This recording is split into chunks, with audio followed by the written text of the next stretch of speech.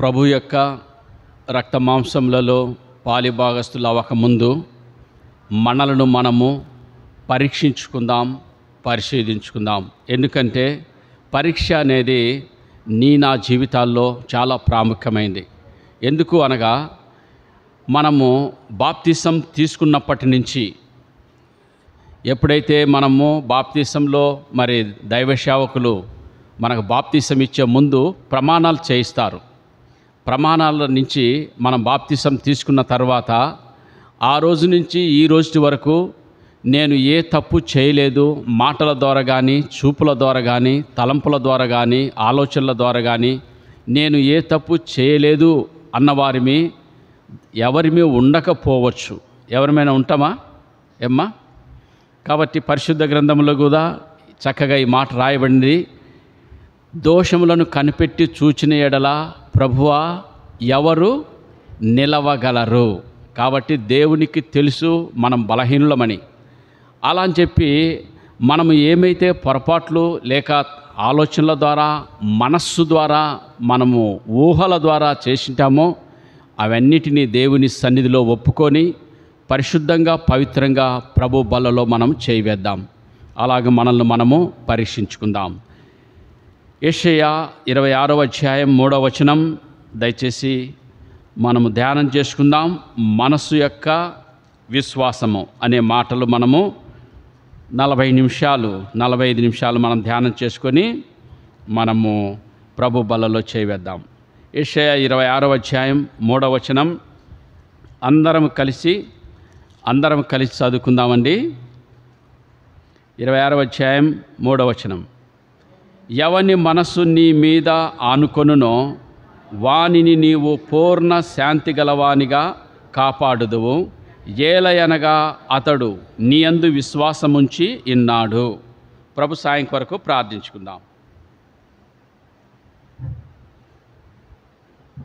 దయగలిగిన మా తండ్రి, మా రక్షకుడైన యేసుక్రీస్తు నామమున మీకు వందనాలు, స్తోత్రాలు. ప్రభువా, 24 పెద్దలు, 4 జీవులు పరిశుద్ధుడు అని ప్రతి గానములతో స్తుతింపబడుచున్న దేవా స్తోత్రాలు. వర్తమాన భూత భవిష్యత్ కాలమున్న దేవా స్తోత్రాలు.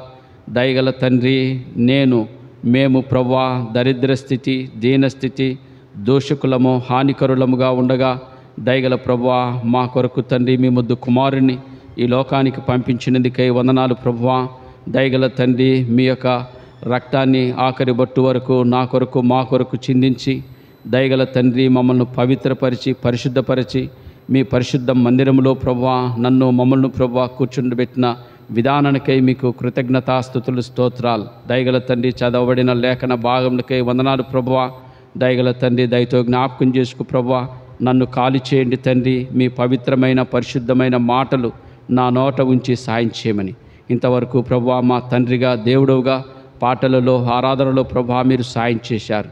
వాళ్ళ వర్తమానంలో కూడా ప్రభువా మీరు సాయం చేయగలరని మమ్మల్ని మీ చేతులుగా అప్పగించుకుంటూ యేసుక్రీస్తు నామమున స్తుతించి ప్రార్థించి అడిగి వేడుకొనుచున్నాము తండ్రి.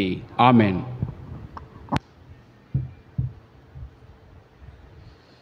మంచిది.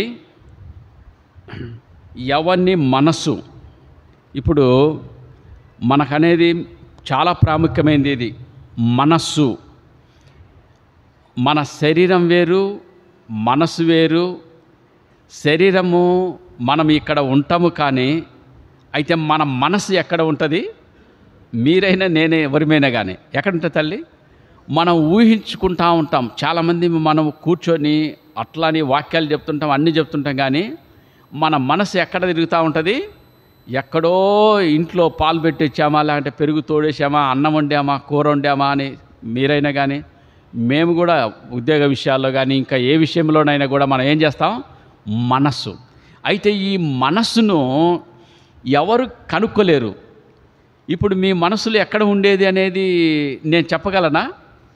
సుందరం అన్న చెప్పగలరా? ఎవరికి తెలియదు ప్రియులారా. అయితే ఎవరికి తెలుసు? దేవునికి తెలుసు. కాబట్టి మనస్సు ద్వారా మనం ఎక్కడ తప్పిపోయామో, జారిపోయామో ప్రభు సన్నిధిలో మనం ఒప్పుకుందాం. మనస్సును గ్రహించేవారు ప్రభువైన యేసుక్రీస్తు వారే. కాబట్టి ఆ మనస్సు ఏంటంటే, ఎవని మనస్సు నీ మీద అంటే ఎవరి మీద అనుకోవాలి? దేవుని మీద మన మనసు ఆనుకోవాలి. అప్పుడు దేవుడు ఏం చేస్తాడంటే వారిని పూర్ణ శాంతి గలవానిగా కాపాడుదువు. ఏలయనగా అతడు నీ యందు విశ్వాసముంచ. మనసు, విశ్వాసము చాలా ప్రాముఖ్యమైనది. మాట అండర్లైన్ చేసుకోండి. మనందరికీ విశ్వాస జీవితంలో ప్రియులారా. కాబట్టి మనసు దేవుని మీద ఆనుకుంటే వారిని శాంతి గలవారిగా. శాంతి ఎక్కడుందంటే దేవుని దగ్గరనే ఉంది. అందుకే ప్రభు అంటారు మత్తయి సువార్త 11వ అధ్యాయం 28వ వచనం, ఇది మనందరికీ కంఠస్థం ఉంటుంది. ప్రయాసపడి భారము మోసుకొనుచున్న సమస్త జనులారా మీరు నా యొద్దకు రండి, నేను మీకు విశ్రాంతి అంటే శాంతిని అనుగ్రహిస్తా. మన లోకంలో చాలామందిని చూస్తున్నాం, నెమ్మది లేదు, వారికి సుఖము లేదు, సమాధానం లేదు అని చెప్పి నేను చాలాసార్లు చూస్తుంటాను. ఎందుకంటే మరి హైదరాబాద్లో నేను పోలీసుగా చేసేటప్పుడు అన్న కూడా, రమేష్ అన్న కూడా మరి పోలీసుగా చేసి రిటైర్ అయ్యారు కదా. ఎక్కువగా దొంగలకు, తర్వాత నేరస్తులకు వీటన్నిటికి కాంట్రాక్ట్ ఉంటుంది మాకు. మల్కాజిగిరిలో నేను చేసేటప్పుడు ఒకడు పట్టుబడిన తర్వాత జైలు జీవితం అనుభవిస్తూ ఉన్నాడు. అనుభవించేటప్పుడు వాడిని అడిగితే, మళ్ళీ కోర్టుకు హాజరు చేసేటప్పుడు, సార్ నాకు నెమ్మది లేదు, శాంతి లేదు, సమాధానం లేదు, ఏదో ఆవేశం మీద నేను ఆ తప్పుడు పనులు చేశాను, కానీ నేను చాలా దిగులు చెందుతా. వాళ్ళు సంతోషంగా, వాళ్ళ ముఖాల్లో సంతోషం ఉండదు ప్రియులారా. ఎప్పుడైతే క్రీస్తు రక్తములో మనము కడగబడతామో, దేవునిలో మనం విశ్వాసం ఉంచుతామో మనకు ఎంతో నెమ్మది. అయితే దేవుడు కూడా ఏమంటాడు, వాడు లాజరు ఎక్కడ నెమ్మది పొందుతున్నాడు? ఇప్పుడు లాజరు నెమ్మది పొందుతున్నాడు. ఈ లోకంలో ఉన్నప్పుడు ఏం చేశాడు లాజరు? ఎలాంటి స్థితిలో ఉన్నాడు?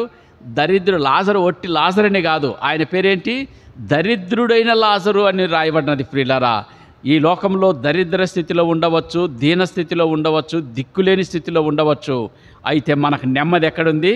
పరలోక రాజ్యంలో ఉంది. ధనవంతుడు ఈ లోకంలో సంపాదించుకొని తిని తాగి కొట్లల్లో సమృద్ధిగా నిలుపుకున్నాడు. అయితే పరలోకంలో ఏముంది? నెమ్మది లేదు. వాడు ఇప్పుడు యాతన పడుచున్నాడని చెప్పి పరిశుద్ధ గ్రంథంలో రాయబడినది పిల్లరా. కాబట్టి నా మనసు ఎవరిని ఆనుకోవాలి? దేవుని యందు మనము ఆనుకోవాలి. అప్పుడు దేవుడు ఏం చేస్తాడంటే పూర్ణ శాంతి గలవానిగా వానిని కాపాడతాడు. దయచేసి రండి, రోమా 4వ అధ్యాయం 20వ వచనం. రోమీలకు రాసిన పత్రిక 4వ అధ్యాయము 20వ వచనం. అందరం కలిసి చదువుకుందామండి. రోమా 4.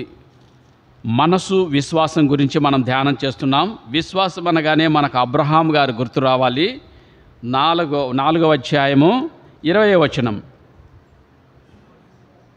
విశ్వాసము వలన దేవుని వాగ్దానమును గూర్చి సందేహింపక దేవుని మహిమపరచి ఆయన వాగ్దానం చేసిన దానిని నెరవేర్చుటకు సమర్థుడని రూఢిగా విశ్వసించి విశ్వాసము వలన బలము నొందెను. ఇది చాలా ప్రాముఖ్యం. నిజంగా మనందరికీ తెలుసు, అబ్రహాము శారా జీవితాలలో ఎంతటి విశ్వాసమో చూడండి. మరి దేవుడు అబ్రహాముకు మరి 100 ఏళ్ళప్పుడు కుమారుడు పుట్టడం అంటే ఇది ఎంత అద్భుతమో కదా ప్రియులారా. అయితే శారా కూడా అపనమ్మకం కోల్పోయింది. అమ్మ నీకు మీదటికి కుమారుణ్ణి కంటావు అని అంటే ఏం చేసిందామా? మంచిది, నిజంగా నవ్వింది, అని చెప్పి నవ్వింది. ఎందుకు? అది అసాధ్యం అని చెప్పి. కాబట్టి పిల్లరా, అయితే దేవునికి సమస్తము సాధ్యమే. నీకు నాకు అది అసాధ్యమే కావచ్చు, దేవునికి సమస్తము సాధ్యపరిచే దేవుడు. అందుకే అబ్రహాము విశ్వాసులకు తండ్రిగా దేవుడు నియమించాడు. అంత గొప్ప విశ్వాసము ఆయన ఏమాత్రము సందేశించలేదు. ఎప్పుడైతే మరి దేవుడు కుమారునిచ్చాడో, అయితే ఆయనకు ఒక పరీక్ష పెట్టాడు. నా జీవితాల్లో కూడా పరీక్ష అనేది ఉంటుంది. ఎందుకంటే దేవుడు మనల్ని ఎప్పుడైతే పరీక్షిస్తాడు, పరిశోధిస్తాడు, అప్పుడు మనము ఎలా కనపడాలంటే మనము దేవునిలో పర్ఫెక్ట్గా ఉండాలని, దేవునిలో మనము స్థిరగలిగి ఉంటామా లేదనేది పరీక్ష, పరిశోధనలు మన జీవితాల్లో ఉంటుంటాయి.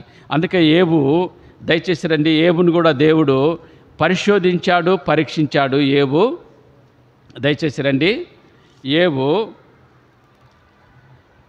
23వ అధ్యాయం 10వ వచనం. 23:10 అండి. నేను నడచు మార్గము ఆయనకు తెలియను, ఆయన నన్ను శోధించిన తర్వాత నేను సువర్ణం వలె కనబడుదును. ఎవరికంటండి మార్గాలు ఎవరికి తెలుసు? దేవునికి తెలుసు ప్రియులారా. నీ మార్గం, నా మార్గం, మన మనసు, మన విశ్వాసం ఎంత ఉందో ఎవరికి తెలుసు? దేవునికి తెలుసు. అందుకే పరిశుద్ధ గ్రంథంలో స్పష్టంగా రాయబడినది. మరి యోబు అంటాడు, నేను నడచు మార్గము ఆయనకు తెలియను, ఆయన నన్ను శోధించిన తర్వాత నేను సువర్ణం వలె. ఎప్పుడైతే శోధనలు, బాధలు, ఇరుకు ఇబ్బందుల్లో నుంచి వెళ్తూ ఉంటామో మనము ఏం చేస్తాం? దేవుడు అంతకంతకు మనల్ని ఏం చేస్తాడు? హెచ్చిస్తాడు పిల్లరా. హెచ్చించడానికి కారణం ఎందుకంటే యోబు గురించి దేవుడు స్పష్టంగా మరి సాక్ష్యం ఇస్తున్నాడు. మనందరికీ తెలుసు, యోబు ఈ నా కుమారుడైన యోబు సంగతి నువ్వు ఆలోచన చేస్తావా? అతడు ఎలాంటి వాడంట? యథార్థవంతుడు, న్యాయవంతుడు, చెడుతనమును విసర్జించినవాడు. ఇలాంటి వారు లేరని దేవుడు. అందుకే నిజంగా పరిశుద్ధ గ్రంథంలో మాట ఉంది, ప్రభువు మెచ్చుకుని వాడే యోగ్యుడు. ఇంకొకటి యేసు ప్రభు చెప్తాడు, ఇంకొకటి తన భార్య కూడా అంటది, ఏమయ్యా ఇన్ని బాధలు, కుమారులు పోయారు, కుమార్తెలు పోయారు, ఆస్తులు పోయినాయి, మన దగ్గర ఉండే పశువులన్నీ పోయినాయి, ఇకనైనా నీవు యథార్థతను వదిలి చనిపో, మర్జావు.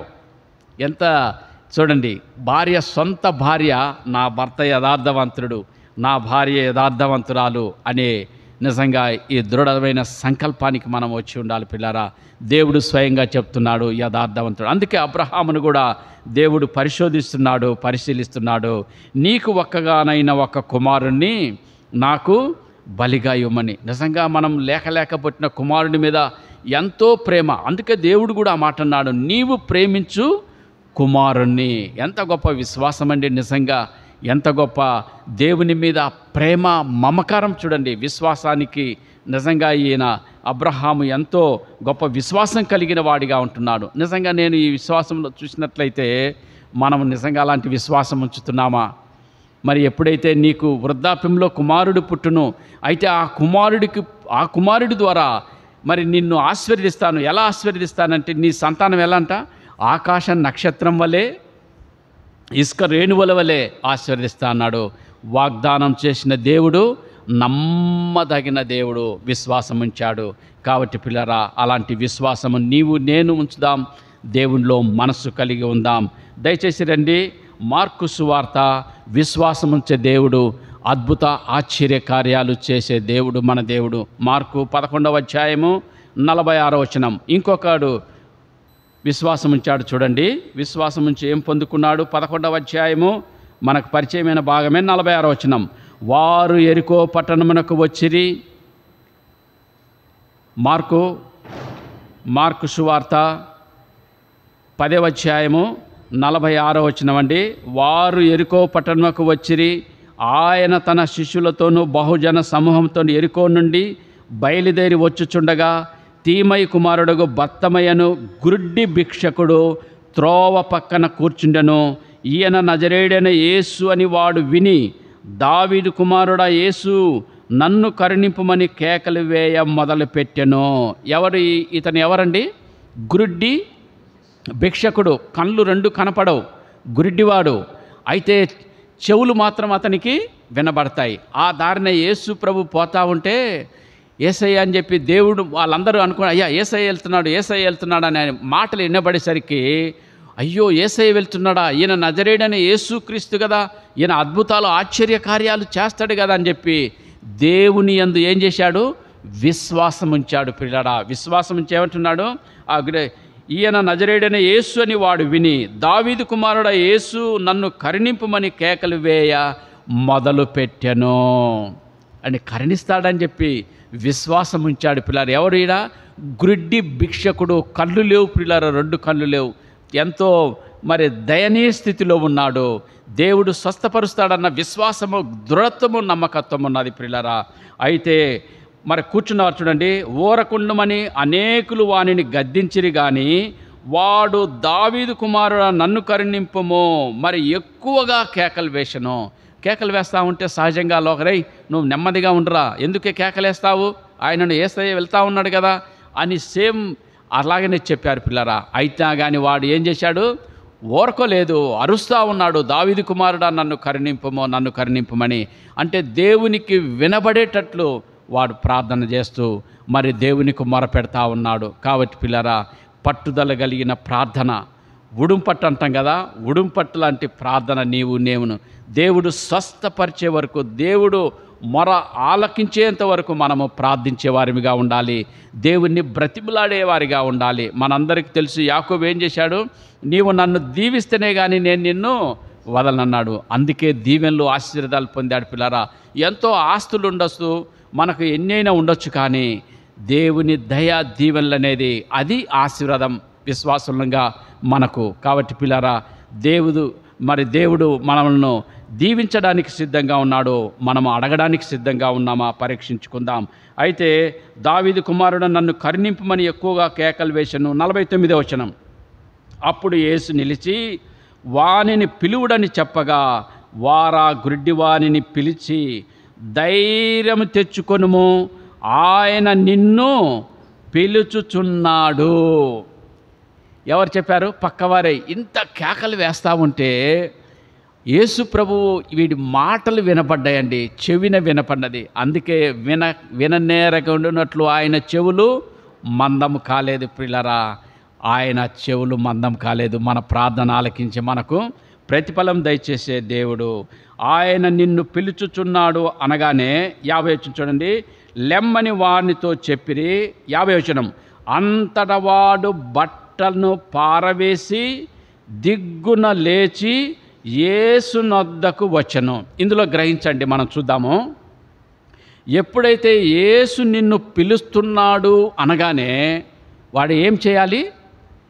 వాడి దగ్గర అది ఉంటుంది కదా, గిన్నె, డబ్బులు అడుక్కునేది, తర్వాత పాత దుప్పట్లు అవన్నీ ఉంటాయి, కర్ర ఉంటుంది. అవన్నీ ఏం చేయాలి? రే, నన్ను యేసయ్య పిలుస్తున్నాడు, ఇవి నీ దగ్గర పెట్టుకో, నేను మళ్ళా వచ్చి తీసుకుంటాను అనాలా? అవునా కాదా? అనాలి. అయితే వాడు ఏం చేశాడంటే, అంతటా వాడు బట్టను పారవేసి దిగ్గున లేచి యేసు నొద్దకు వచ్చెను. ఎప్పుడైతే యేసు పిలుస్తున్నాడు అన్నాడో, ఇక నా జీవితము ధన్యమైందని చెప్పి, ఇవి నాకు అవసరమే లేదని చెప్పి ప్రియులరా, ఆయన ఏం చేశాడు? వాటన్నిటినీ పారవేశాడు. అంటే పాత రోత బ్రతుకును ఇక నాకు అవసరమే లేదని.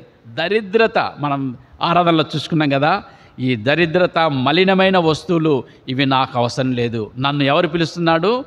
యేసయ్య పిలుస్తున్నాడని విశ్వాసముతో వెళ్ళాడు పిల్లరా. దయచేసి రండి ఆ మాట చదువుకుందాం. 51వ వచనం. యేసు, నేను నీకేమి చేయగోరుచున్నానని వానిని అడుగగా ఆ గుడ్డివాడు, బోధకుడా నాకు దృష్టి కలుగజేయమని ఆయనతో అనెను. వాడికి ఒక్కటే ఒక లోపం అండి, నేను నా యేసును చూస్తే చాలు, నా యేసును చూస్తే చాలు. ఏమి వెండి బంగారం నాణ్యములు అడగటం లేదు కదా. వాస్తవంగా గుడ్డివాడు, అయ్యా చాలా కాలం నుంచి ఒక ఇల్లు కట్టుకోవాలి, ఇదిగో నా పోషణ నిమిత్తం ఏదైనా డబ్బులు సహాయం చేయయ్యా, లేకుంటే అని ఏదైనా అడగచ్చు. కానీ వాడు ఏమన్నాడంటే, నాకు చూపు దయచేయ. అంటే చూపు దయచేస్తే ఏముంది అర్థం? నేను యేసును కన్నులారా నేను చూస్తాను, నా మట్టుకు నేను చూస్తానన్న దృఢమైన విశ్వాసం ప్రియులారా. ఎంతటి విశ్వాసమో చూడండి ఆ విశ్వాసం. దయచేసి రండి. అందుకు 52వ వచనం. అందుకు యేసు, నీవు వెళ్ళుము, నీ విశ్వాసము నిన్ను స్వస్థపరచనని చెప్పి వెంటనే వాడు త్రోవను ఆయన యంట చూపు పొంది వెళ్ళెను. ఇక్కడ దేవుడు వాళ్ళలో ఏం చూశాడు? విశ్వాసము. కాబట్టి విశ్వాసం అనేది నీవు నేను కలిగి ఉండాలని ఈరోజు ప్రభుతో మాట్లాడుతూ ఉన్నాడు పిల్లరా. కాబట్టి నేను యేసును నా మట్టుకు నేను. అయితే ఎప్పుడైతే విశ్వాసం ఉంచి దేవుణ్ణి చూచాడో, దేవుడు చూపును అనుగ్రహించాడో, ఆ చూపును పొందినవాడు ఇంటికి వెళ్ళిపోయాడా? యేసును వెంబడించాడు. దేవుని ద్వారా మేలు పొందిన నీవు నేను మనమందరము ఎవరిని వెంబడించాలి? దేవుణ్ణి వెంబడించాలి. ఆరాధన, బల్లవర్తమానం, ఇవన్నీ పాటలు మనము దేవుని కలిగి ఉండాలి. దేవుని మహిమపరిచే వారిగా మనం ఉండాలి. నా మట్టుకు నేను దేవుణ్ణి చూస్తే చాలన్నాడు. కాబట్టి ఈరోజు దేవుణ్ణి ఇంకా ఎవరైతే ఎరగలేక ఉన్నారో దేవుణ్ణి చూడగలమా? మన నిరీక్షణ ఏంటి? మనం ప్రభువుని నమ్ముకున్నాం, బల్లలో పాలిభాగస్తులు అవుతున్నాం. అయితే ప్రతి క్రైస్తవుడికి ఒక నిరీక్షణ ఏంటంటే, నేను నా దేవుణ్ణి ఈ లోకం వదిలిన తర్వాత నేనేం చేస్తాను? నా దేవుణ్ణి చూస్తాను. లోకం వదలకుండా ఎవరన్నా ఉంటారండి? మహా అంటే 70, 80 లేక 100, 120. ఆ తర్వాత ఆయన ఏమవుతాం? తరమెంబడి తరం అన్న వాళ్ళ అమ్మ మహిమలో పిలబడ్డది కదన్నా, అమ్మ ప్రభు మహిమలో. తర్వాత మేము, మా తర్వాత పిల్లలు, అట్లా తరమెంబడి తరం. కాబట్టి ఎవరిది లోకంలో శాశ్వతం కాదు. ఏ రోజుకైనా కానీ ఈ లోకం వదలాలా అంటే మన నిరీక్షణ ఏంటంటే, ఒకరోజు నేను నా దేవుణ్ణి ఏం చేస్తాం? చూస్తాం. ఎవరిని చూస్తాం? కన్నులారా నేను చూస్తాను. ఒక ఆయన అన్నాడు, దయచేసి రండి, ఏబు 19వ అధ్యాయము. ఎంత దృఢమైన విశ్వాసం! 19వ అధ్యాయము 25వ వచనం అందరం కలిసి చదువుకుందామండి. ఏబు గారు ఎంత చక్కగా దృఢంగా చెప్తాను. అయితే అందరం కలిసి 25వ వచనం. అయితే నా విమోచకుడు సజీవుడనియు తరువాత ఆయన భూమి మీద నిలుచుననియు నేను ఎరుగుదును. ఈలాగు నా చర్మము చీకిపోయిన తర్వాత శరీరముతో నేను దేవుణ్ణి చూచెదను. నా మట్టుకు నేనే చూచెదను, మరి ఎవరునూ కాదు, నేనే కన్నులారా ఆయనను. ఏంటండి ఎంతటి విశ్వాసమో చూడండి ఏబుకు కదా. అయితే బాధలు, శ్రమలు, నిందలు లోకంలో వస్తాయి ప్రియులారా. ఏబుకు ఎన్నో బాధలు కలిగాయి. వాటన్నిటిలో నుండి దేవుడు తప్పించి ఎలా ఆశీర్వదిస్తాడు? 2 అంతలుగా ఆశీర్వదిస్తాడు, అభివృద్ధి చేస్తాడు. అయితే ఇన్ని శ్రమలు, బాధలు పడిన ఏబును దేవుడు వదలలేదండి. దయచేసి రండి 40వ అధ్యాయము చూద్దాము. దేవుడు మరి ఏబుని ఎలా ఆశీర్వదించాడో చివరిగా చూద్దాం. ఆ మాట చూద్దాం. చూడండి,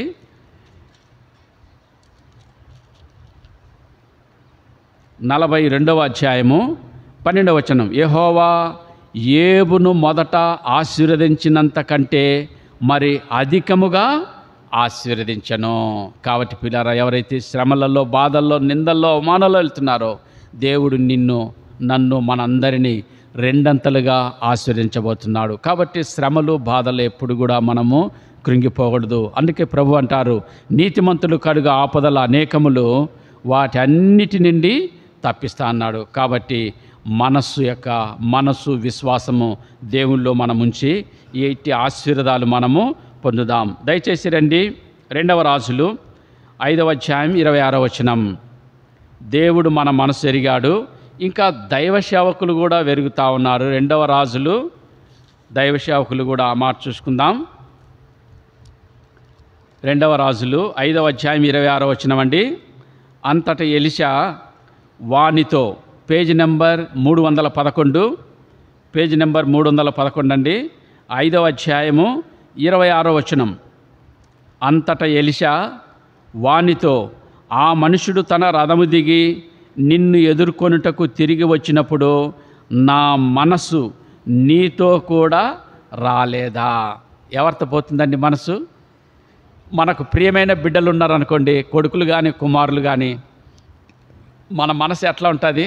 అయ్యా ఏం లేదయ్యా, ఇక్కడే 3 పిల్లలు ఉన్నారు కానీ నా దూర ప్రాంతంలో ఉన్నాడయ్యా, వాని మీదనే నా మనసంతా ఉంది.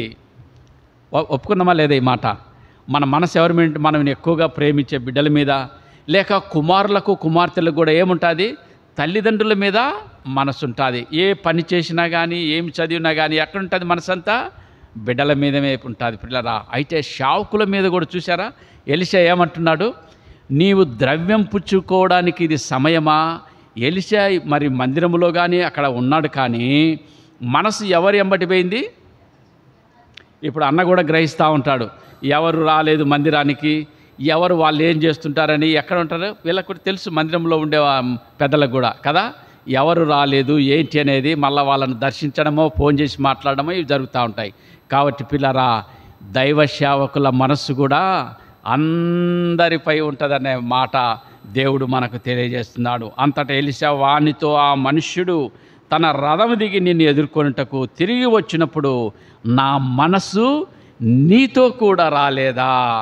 కాబట్టి జాగ్రత్త పడదాం ప్రియులారా, మన మనసు ఎలా ఉంది అనేది. దయచేసి రండి ఎఫెసీ 2వ అధ్యాయం 3వ వచనం. ఎఫెసీ 2వ అధ్యాయము 3వ వచనం అండి. 2వ అధ్యాయము 3వ వచనం.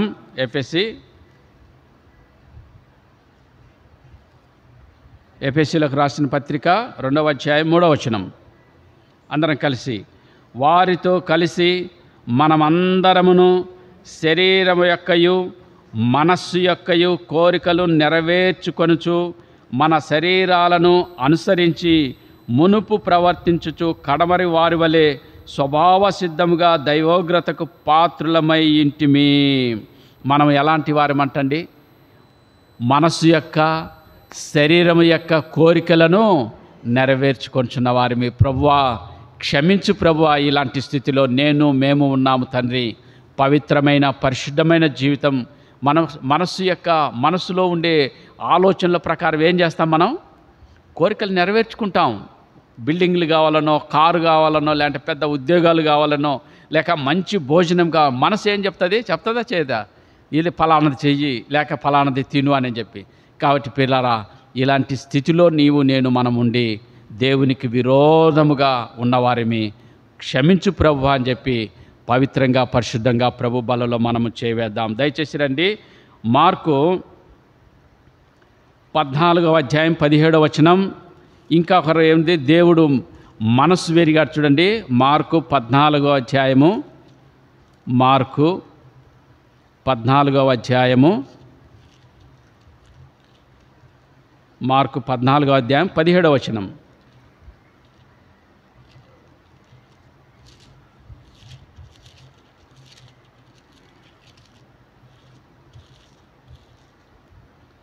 పద్నాలుగు 17 అండి. సాయంకాలమైనప్పుడు ఆయన తన 12 మంది శిష్యులతో కూడా వచ్చెను. వారు కూర్చుండి భోజనము చేయుచుండగా యేసు, మీలో ఒకడు, అనగా నాతో భుజించుచున్నవాడు నన్ను అప్పగించునని నిశ్చయముగా మీతో చెప్పుచున్నానని వారితో చెప్పగా వారు దుఃఖపడి. దేవునికి తెలుసా తెలియదా? వాళ్ళల్లో ఎవరున్నారు అప్పగించడానికి?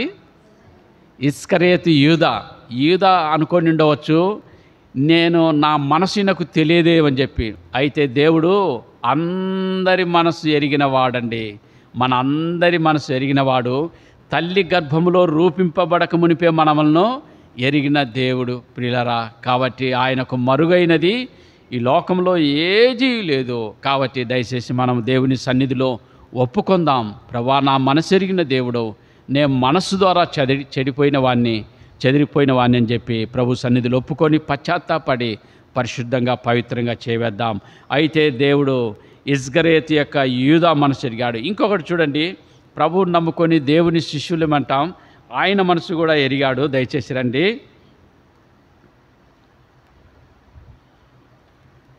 అదే 14వ అధ్యాయం 31వ వచనం. 14:31 అండి. 14:31. అతడు, మరి ఖండితముగా నేను నీతో కూడా చావవలసి వచ్చినను నిన్ను ఎరుగనని చెప్పనని అట్లు వారందరనిరే. అయితే ఎవరన్నారు ఈ మాట? 29వ వచనం చూడండి.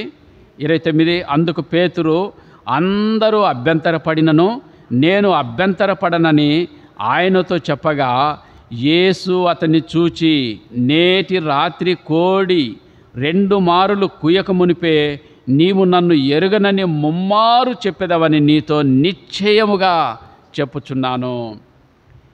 పేతురు ఏమంటున్నాడు? నీతో చావవలసి వస్తే నేను చస్తా, కానీ అబద్ధం మాత్రం నేను ఆడను.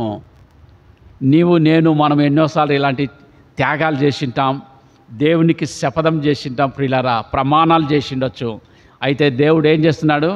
మనందరి మనసు ఎరిగినవాడు. అప్పుడు ఏమంటున్నాడు దేవుడు పేతురుతో? పేతురు, నువ్వు ఇంత త్యాగం, నువ్వు భలే చెప్పారు, బోల్తా హే, మై మాలూమ్నే, తు కోనే మాలూమ్నే అని చెప్పి ఎన్నోసార్లు అంటావు. నువ్వు ఎవరో నాకు తెలియదని 3 సార్లు చెప్తావు. చెప్పాడు, వాస్తవం కాదా? 3 సార్లు కోడి కూయక ముందు ప్రియులారా, 3 సార్లు యేసు ఎవరో నాకు తెలియదని స్పష్టంగా చెప్పాడు. ఎవరు ఈ పేతురు? యేసు ప్రభు ప్రియమైన శిష్యుడు ప్రియులారా. కాబట్టి మనం ప్రభువుని నమ్ముకున్నాం, మనము మనము కూడా ఎన్నో విషయాల్లో మనం తప్పిపోయిన వారికి సరి చేసుకుందాం, పరీక్షించుకుందాం. దయచేసి రండి. 2 కొరింథీయులు 13వ అధ్యాయం 11వ వచనం. మనస్సు గురించి 2 కొరింథీయులు రాసిన పత్రిక 13వ అధ్యాయము 11వ వచనం అండి.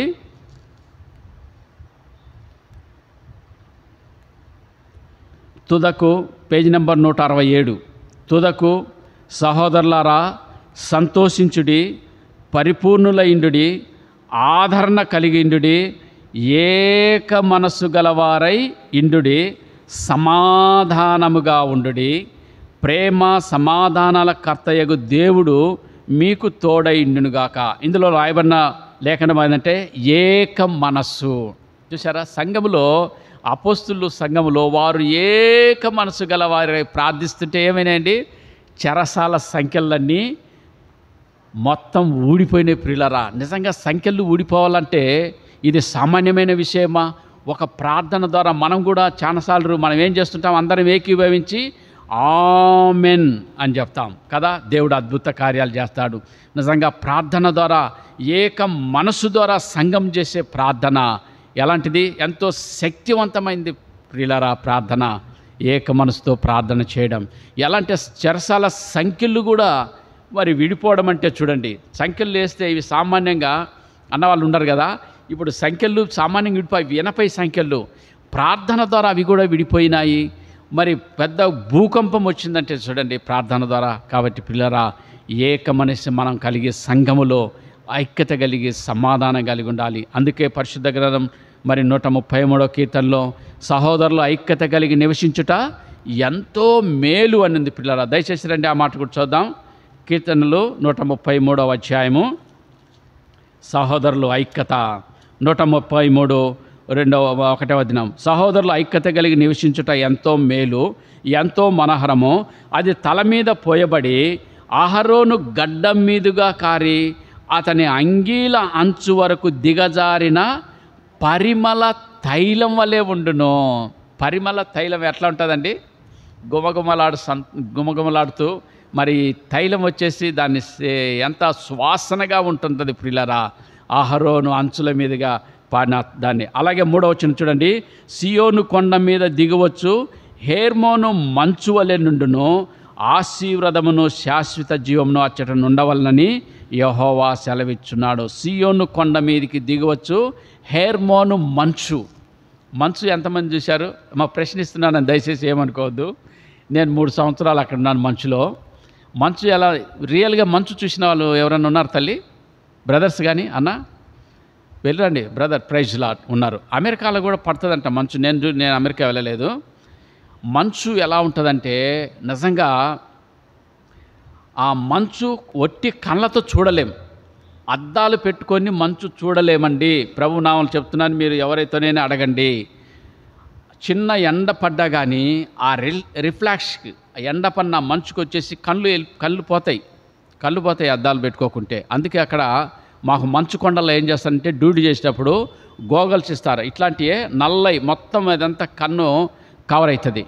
అప్పుడు కానీ మనం చూడలేకపోతాం. నేను ఒక సందర్భాన మా ఫ్రెండ్స్ అన్నారు, నేను కొత్తగా వెళ్ళాను, మంచు భయంకరంగా పడుతుంది, ఎత్తైన కొండలు, కనుచూపంత కొండలు, మంచులోనే నడవాలి, నడుములోతు నడవాలి, మోకాళ్ళ పైకే ఉంటుంది మంచు.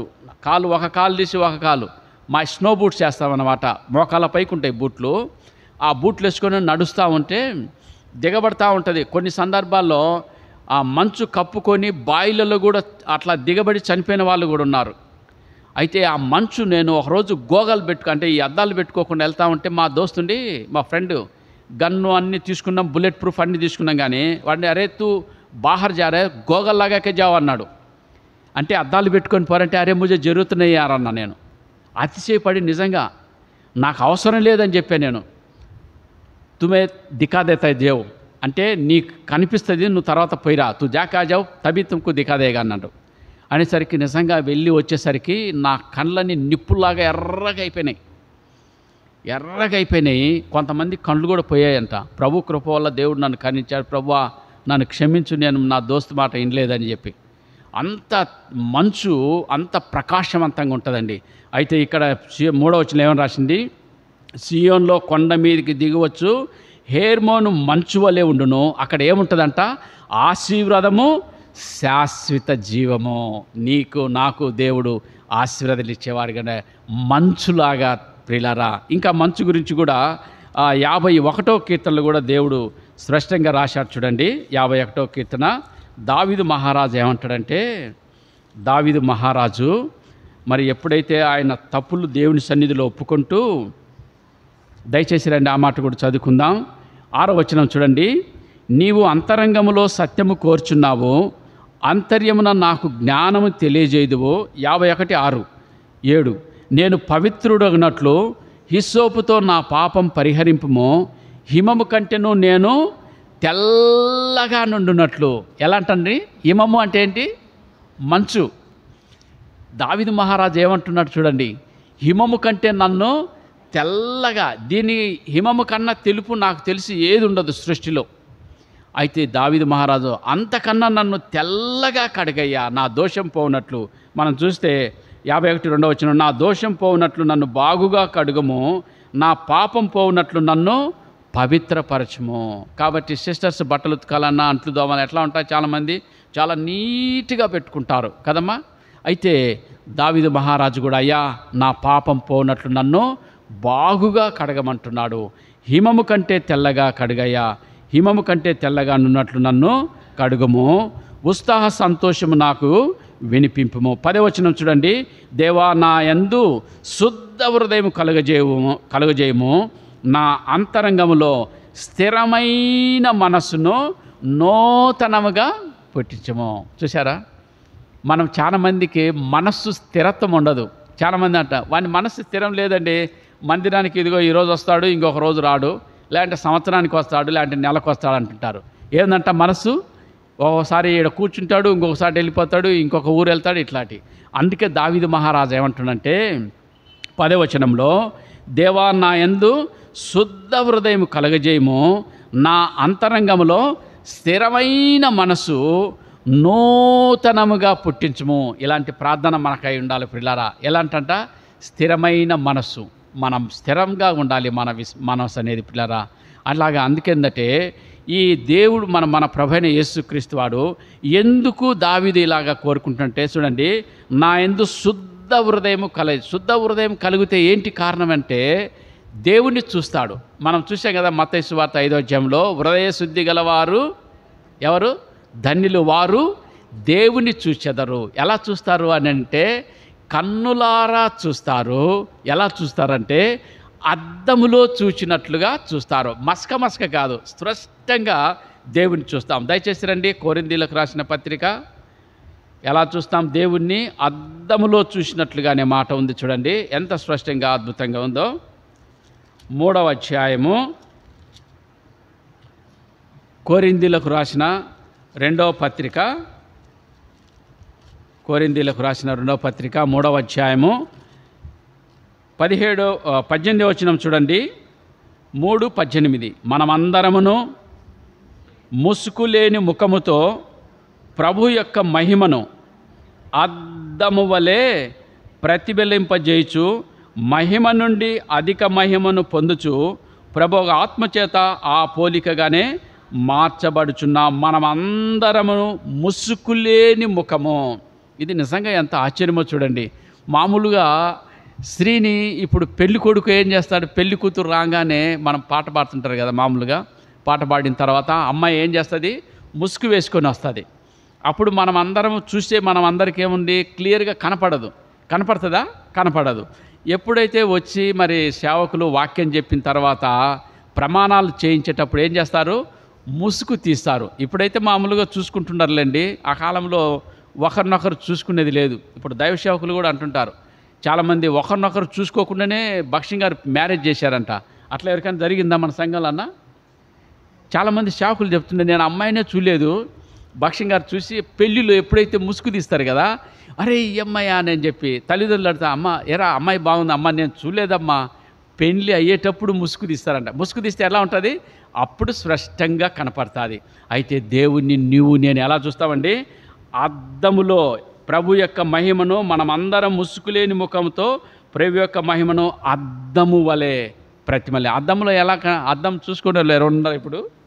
నేను కూడా చూసుకుంటా. ఇప్పుడు అద్దంలో చూసుకుంటే ఏం కనపడతాయి? ఇప్పుడు నేనున్నానండి, అద్దంలో చూసుకుంటే నా గుండు కనపడుతుందా, లేకుంటే మన పిల్లల్లాగా ఎంటుకలు నిండా ఉన్నట్టు కనపడతాయా? నేను ఎలా చూసుకుంటే అట్లనే, గుండున్న గుండె, తెల్ల ఎంటుకలు ఉంటే తెల్ల ఎంటుకలు, నల్ల ఎంటుకలు ఉంటే నల్ల, అంతే కదమ్మా వాస్తవంగా. అయితే దేవుణ్ణి మనం ఎలా చూస్తాం? అద్దంలో. ఏమేమంటున్నాడు? నా మట్టుకు నేనే కన్నులారా ఆయనను చూచెదను. కాబట్టి నా నిరీక్షణ దేవుణ్ణి అద్దములో చూచినట్లుగా, మహిమ నుండి అధిక మహిమను మనం చూచినట్లుగా, అలాగా మనము దేవుని దగ్గర స్పష్టంగా, పవిత్రంగా, పరిశుద్ధంగా మనము కనపడదాం. దయచేసి రండి. మొదటి పేతురుకు రాసిన మొదటి పత్రిక, పేతురుకు రాసిన మొదటి పత్రిక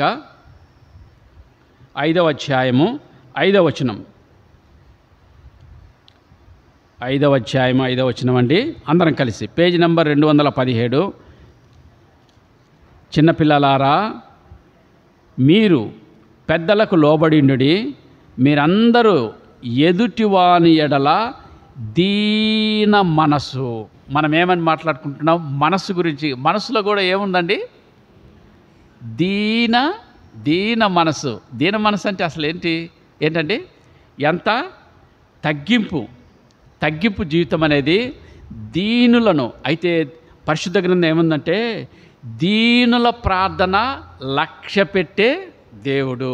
తగ్గింపు జీవితం మనము కలిగి ఉండాలి. మనసు కూడా ఏముంది? స్థిరమైన మనస్సు. దావీదు మహారాజు అడిగాడు, అలాగే ఉండాలి. ఇంకొకటి ఏముంది? దీన మనసు, తగ్గింపు. మన హోదా, మన ఉద్యోగం, మన ఆస్తి ఇవన్నీ కాకుండా దేవుని సన్నిధిలో మనము దీనత్వం కలిగి ఉండాలి.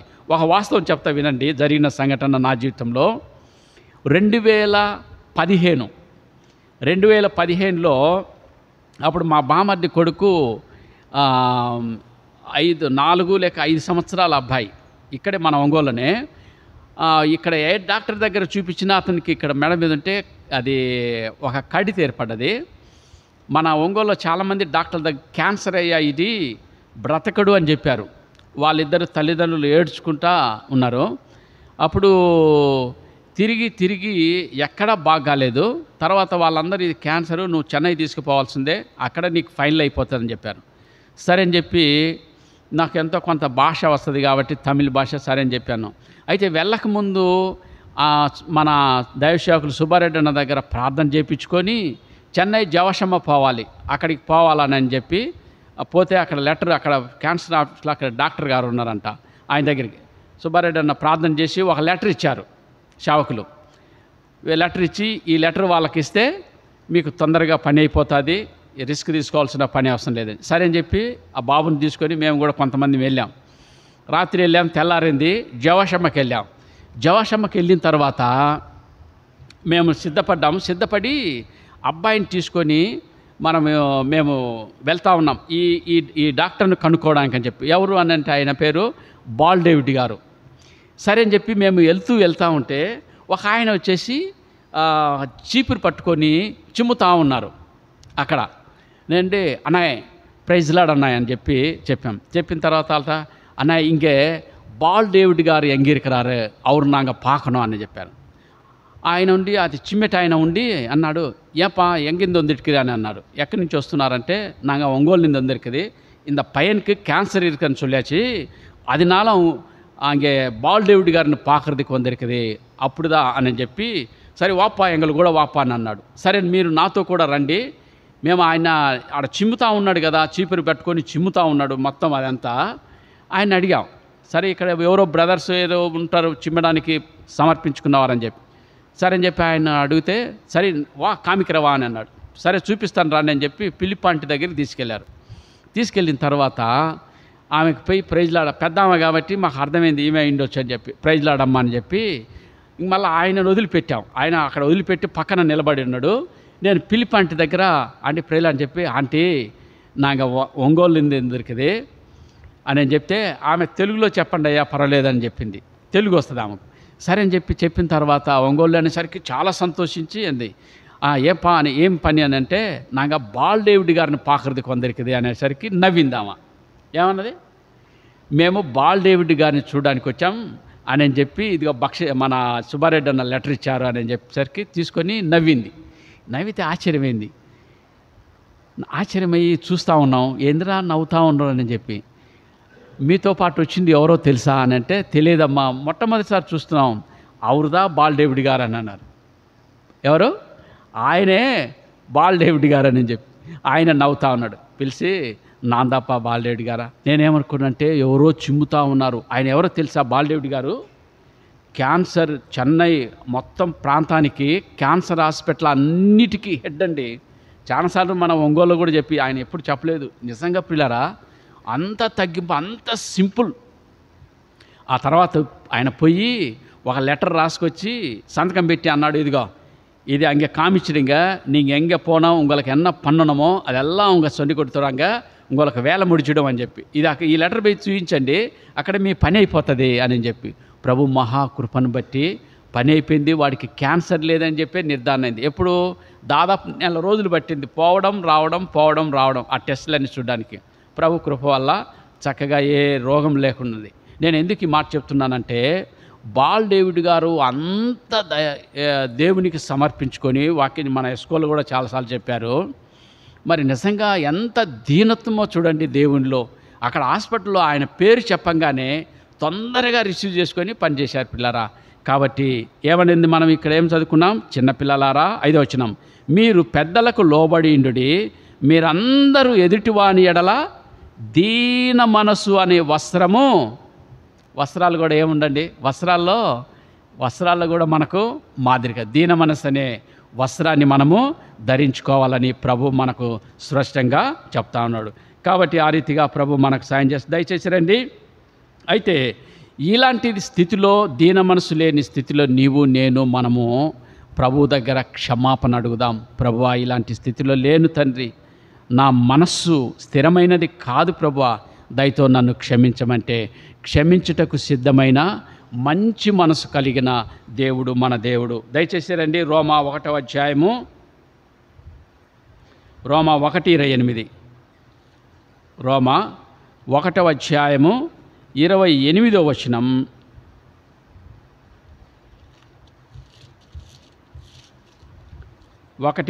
అండి.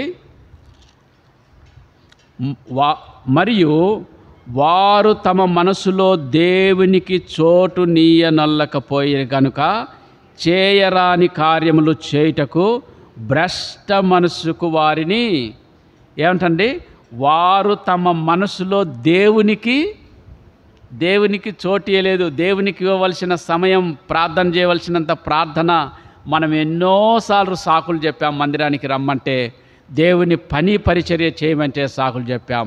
కాబట్టి ప్రియులారా, దేవుని యొక్క ఉగ్రత రాకముందే మనం ఏం చేయాలి? క్షమాపణ అడుగుదాం. క్షమించుటకు సిద్ధమైన మంచి మనసు కలిగిన దేవుడు. మనం ఎవరిమీ పర్ఫెక్ట్ కాదు ప్రియులారా. క్షమించుటకు సిద్ధమైన మంచి మనసు కలిగిన దేవుడు, స్థిరమైన మనసు. దానియేలు క్షమించండి, మీకా 7వ అధ్యాయం 19వ వచనం. ఇంకొక మాట చూసి మనం మీకా 7వ అధ్యాయము 19వ వచనం. క్షమాపణ అడుగుదాం ప్రియులారా, ఇలాంటి మనసు లేని వారి. మీకా, దయచేసి మీకా తీయండి. మీకా 7వ అధ్యాయము 19వ వచనం. 7వ అధ్యాయం 19వ వచనం, పేజీ నంబర్ 767. ఆయన మరలా మన యందు జాలిపడును, మన దోషములను అణిచివేయును, వారి పాపములన్నిటినీ సముద్రాగాధములలో నీవు చదివినాం కదా. ఏమంటున్నాడు? మరలా. ఏమంటున్నాడు తల్లి? మరలా అంటే ఇక ముందు క్షమించాడు, ఇక క్షమించకుండా ఉంటాడా? క్షమిస్తాడండి. మన దేవుడు క్షమించుటకు సిద్ధమైన మంచి మనసు కలిగిన దేవుడు. అందుకే శిలువలో పలికిన 7 మాటలో మొదటి మాట, తండ్రి వీరేం చేయుచున్నారో వీరు వెరుగరు గనుక వీరిని క్షమించుము. ఆయన మరలా మన యందు జాలిపడును, మన దోషములు అణిచివేయును, వారి పాపములన్నిటినీ సముద్ర అగాధ భాగంలో నీవు పడవేతువు. కాబట్టి అలాగ ప్రభు. కీర్తనలు 139 2వ వచనం. కీర్తనలు 139 2వ వచనం అండి.